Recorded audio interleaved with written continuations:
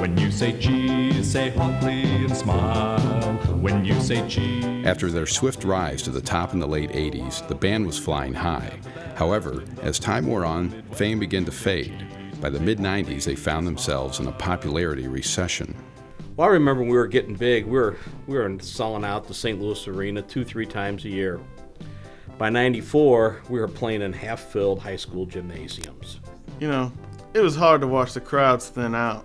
When you're in front of 50,000 people, it's okay to wear spandex. But when you're in front of 75, it's a little bit ridiculous. While their popularity was falling, dwindling crowds were the least of their problems. Substance abuse began to tear the band in half.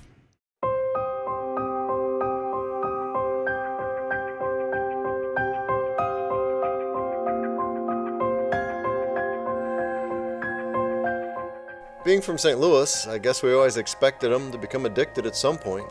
It started slow 3 or 4 times before a show, and then a few more after. But by 1995, he was doing a dozen or more before he'd go on stage. It was really starting to affect his personality and his performance. Yeah, he'd always have to hit the parm. When we found him getting a fix right there on the set, we knew that was the breaking point. He was doing it 10 times a day. Personally, I stayed away from string cheese. They always said I was going to get addicted to it. It was just so hard to watch them become slaves to it.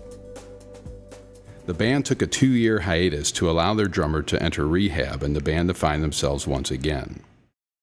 You know, you would think about it, and I'm sorry, it sounds really cliche, but it's just like, it's another St. Louis band taken down by the Parm.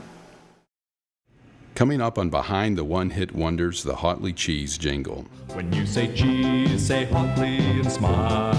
When you Nothing say made me cheese, happier say than seeing these Hautly guys and back up on smile stage. for a while, for you know you have the best in the whole Midwest. When you say cheese, say Hautly and smile.